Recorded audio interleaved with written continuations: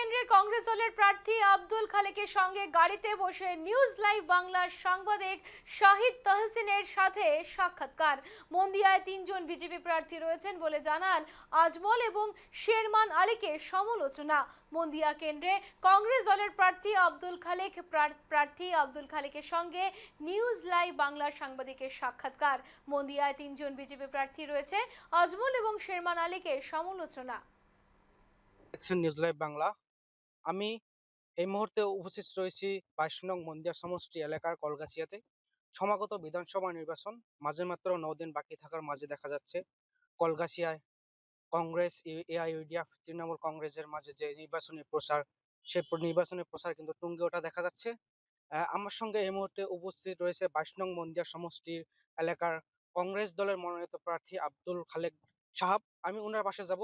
কিরকম, যেহেতু সমাগত বিধানসভা নির্বাচন মাঝে মাত্র 9 দিন বাকি আছে, আমি জানবো কিরকম প্রচার কার্য উনি চালাচ্ছেন। আপনাকে প্রথমে নিউজ লাইভ বাংলায় স্বাগতম জানাচ্ছি। ধন্যবাদ। কি বলবেন, সামনে যেহেতু 9 দিন বাকি আছে, কিরকম আমরা আমাদের মতো করে প্রচার চালাচ্ছি। আমরা বললে মূলত জনসাধারণ আমাদের প্রচার চালাচ্ছে, আমাদের গ্রাসরুটের কর্মীরা আমাদের প্রচার চালাচ্ছে। আমি তো নিমিত্ত মাত্র। আর আমাদের প্রচার বেশ ভালো চলছে। মানুষ এবার কংগ্রেসের সরকার চাইছে, মন্দিয়ায় কংগ্রেস জোটের এমএলএ চাইছে। আর ইলেকশনটা আমাদের এলাকায় একটা উৎসবের মতো। মানুষ এটাকে সেলিব্রেট করবে, উদযাপন করবে। আর কংগ্রেসের সরকারও হবে ইনশাল্লাহ, আর কংগ্রেসের বিধায়ক হবে ইনশাল্লাহ। যেহেতু দেখা যাচ্ছে যে মন্দির সমষ্টিতে বর্তমান তিনজন মানে হাই ভোল্টেজের মানে বিধায়ক, প্রাক্তন বিধায়ক বা এমপি, আপনিও একবারের এমপি, দুইবারের বিধায়ক, কার সঙ্গে আপনার জোশ হবে মূলত? এটা তো আমি তো কিভাবে বলবো, প্রতিদ্বন্দ্বী সবাই প্রতিদ্বন্দ্বী, কিন্তু আমার কাছে যা ফিডব্যাক আছে, সে ফিডব্যাক বলতেছে ইনশাল্লাহ কংগ্রেস প্রার্থী মন্দিয়া থেকে অনেক অনেক ভোটে জিতবে। 2 নম্বরের জন্য প্রতিদ্বন্দ্বিতা হবে,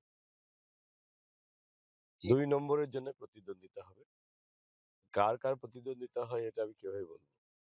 শেরমান আলী ইতিমধ্যে বলেছে যে ওনার মানে ক্যাম্পেইনার, মানে উনি স্টার ক্যাম্পেইনার আসবে, আসার পরে যে মানে দুইজন যে আপনারা প্রতিনিধি, মানে আপনারা যে আছেন, মানে আপনারা মানে ফিল্ড ছেড়ে মানে পলাবেন, এই সম্বন্ধে কি এটা বলবেন? তো উনি বলছে, পলানোটা উনার স্বভাবে আছে, পলানোটা আমার স্বভাব না।